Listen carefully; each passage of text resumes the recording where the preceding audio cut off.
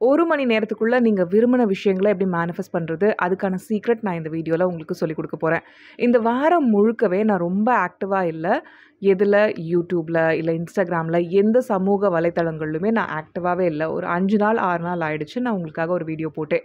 இந்த வாரம் முழுக்கவே நான் என்ன பண்ணேன்னா, இந்த இன்ஸ்டன்ட் மேனிஃபெஸ்டேஷன் அப்படின்ற இந்த வீடியோ டாபிக் எனக்கு 1 வாரத்துக்கு முன்னாடியே வந்துருச்சு. இதுக்கான என்ன உங்ககிட்ட ஷேர் பண்ணணும் எல்லாமே எனக்கு தெரியும். நான் அடிக்கடி யூஸ் பண்ற ஒரு விஷயம் தான் இதுனாலும், இத நான் அப்ளை பண்ணி பார்த்துட்டு, அதுக்கான ரிசல்ட்ஸோட உங்களுக்கு வந்திருக்கேன். இந்த 5 நாளுமே நான் ஒரு வீடியோ கூட உங்களுக்காக பண்ணல. பட் என்னோட ஆழ்மன நம்பிக்கை என்னன்னா, நான் சோஷியல் மீடியால ஆக்டிவா இருந்தா தான் என்னோட அகாடமிக்கு சேல்ஸ் வரும். என்னோட அகாடமிக்கு ஸ்டூடண்ட்ஸ் வருவாங்க அப்படின்றது தான் என்னோட ஆழ்மன நம்பிக்கை. ஆனா, நான் இந்த வாரம் பார்த்தீங்கன்னா, எனக்காக ஒரு டார்கெட். எதுவுமே ஆக்டிவான ஒரு போஸ்ட் கிடையாது. எதுவுமே ஒரு சேல்ஸ் பிட்ச் கிடையாது. எதுவுமே ஒரு நியூ வீடியோ கிடையாது. நீ என்ன பண்ண போற? அப்படியே அமைதியா இருக்க போற. வெறுமனே ஜாலியா என்ஜாய் பண்ண போற உன்னோட டைம ரொம்ப ரிலாக்ஸ்டா உன்ன வச்சுக்க போற. பீஸ்ஃபுல்லான அந்த ஒரு ஸ்டேட்டுக்கு போற.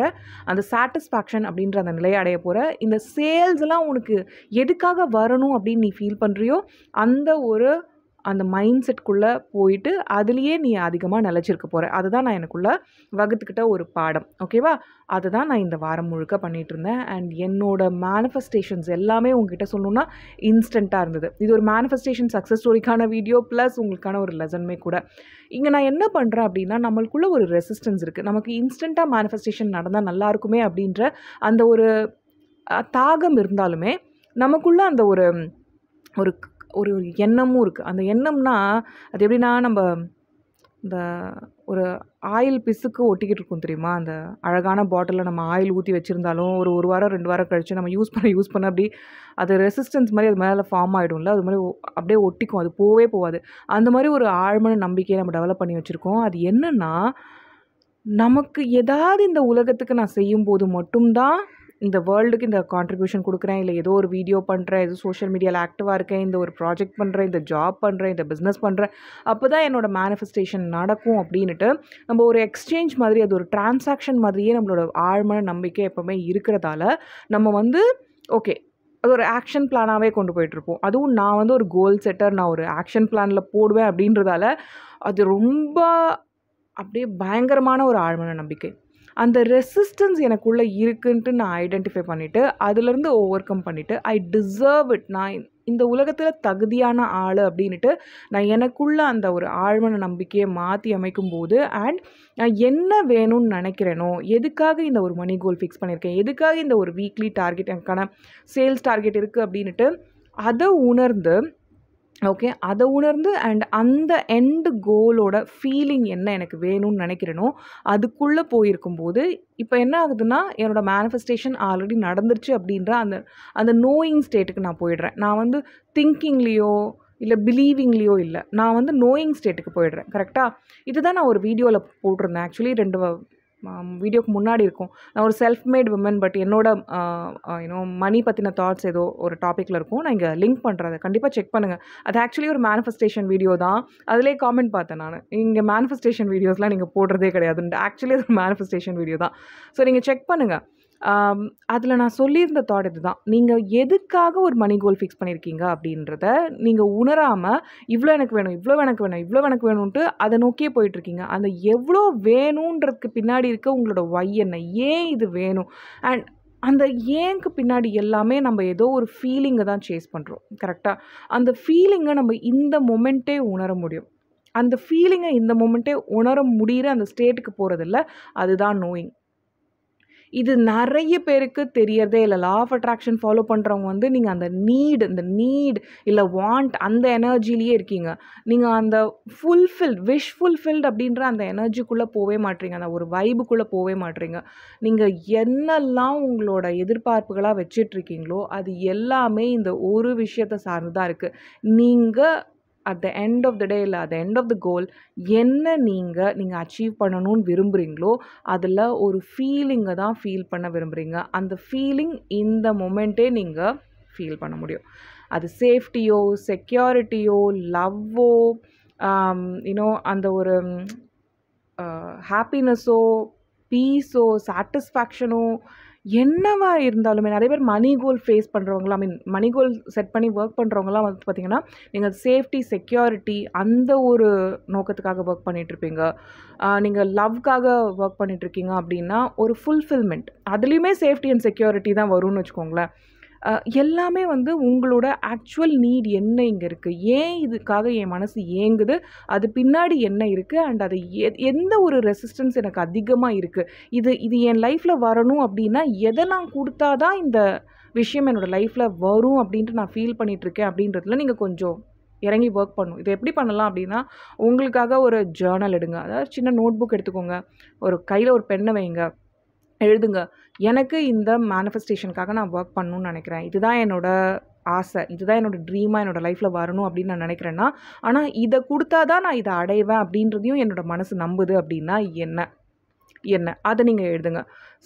இப்போ வந்து ஒரு சூப்பர்பான எக்ஸாம்பிள் இந்த லாவண்யா ஜெயக்குமார் அகாடமி. நான் வந்து எனக்கு ஒரு அகாடமி இருக்கணும் அப்படின்னு ஆசைப்படும்போது, ரொம்ப சின்ன வயசில் ஆசைப்பட்டிருக்கேன். அதுக்கப்புறம் நான் வந்து ஒரு யூனோ வேறு ஒரு கம்பெனி ரன் பண்ணியிருக்கும்போது, ஒரு டேலண்ட் மேனேஜ்மெண்ட் கம்பெனி ரன் பண்ணிட்டு இருக்கும்போது கூட, அது சைட் பை சைடாக ஒரு அகாடமி அப்படின்றது ஒரு ஓரத்தில் என் மனசுக்குள்ளே இருந்துக்கிட்டே இருக்கும்.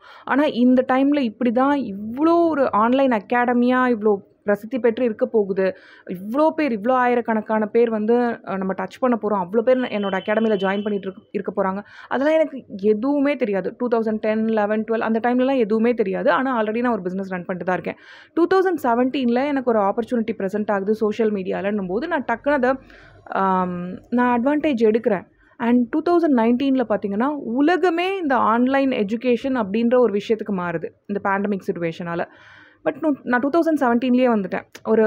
நான் முன்னாடியே வந்துட்டு ஆளாக இருக்கிறதால, எனக்கு நான் வந்து சஸ்டெயின் பண்ணுறதுக்கு, இன்னை வரைக்குமே வந்து நான் ராக் பண்ணுறதுக்கு எனக்கு ஒரு பெரிய அட்வான்டேஜாக இருக்குது. எல்லாத்துக்குமே அந்த நோயிங் அப்படின்றதுக்குள்ளே போகிறதும், அண்ட் எப்படியா இருந்தாலும் என்னோடய ட்ரீம் வந்து ரியலைஸ் பண்ணப்படும், ரியாலிட்டியாக என் கண் முன்னாடி உருவாகும். அது எப்படி நடக்க போகுதுன்னெலாம் எனக்கு தெரியாது. அண்டு அது யார் மூலமாக வரப்போகுது, இல்லை நான் தான் அதுக்கு காரணக்கர்த்தாவாக இருக்கணும், இல்லை இவங்க மூலமாக வரப்போகுது, அவங்க மூலமாக எதுவுமே எனக்கு தெரியாது.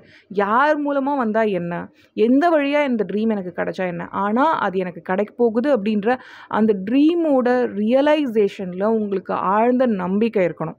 இப்போ கூட பார்த்திங்கன்னா, எனக்கு ஏதோ ஒரு சூப்பர்பான ஒரு ரீட்டைல் ப்ராடக்டில் எனக்கு ஒரு பிராண்ட் இருக்க போகுது அப்படின்ட்டு என் மனசு ரொம்ப நாளாக சொல்லிகிட்டே இருக்குது. அது என்ன பிராண்ட், எப்படி, ஏதாக இருக்க போகுது, என்ன ப்ராடக்ட், நான் வந்து வாய்ப்புகளை பார்த்துட்டு தான் இருக்கேன். ஆனால் இதுவா அதுவான்ட்டு நான் ரொம்ப ஸ்ட்ரெஸ் ஆகிக்கல. ஆனால் என் மைண்டு சொல்லிகிட்டே இருக்குது, என் மைண்டுக்குள்ளே ஒரு எண்ண ஓட்டமாக ஓடிட்டே இருக்குது. அது கண்டிப்பாக நடக்க போகுது, ஏதோ பெரிய லெவலில் நடக்க போகுது அப்படின்றது எனக்கு என் மைண்டு சொல்லுது. ஆனால் எப்படி இருக்க போகுது, என்னவா அது என்கிட்ட வரப்போகுது அப்படின்ற அந்த கிளாரிட்டி இல்லை. பட் என்னோடய இன்னர் காலிங் வந்து அது என்கிட்ட ஏதோ சொல்ல ட்ரை பண்ணுதுன்னு தெரியுது.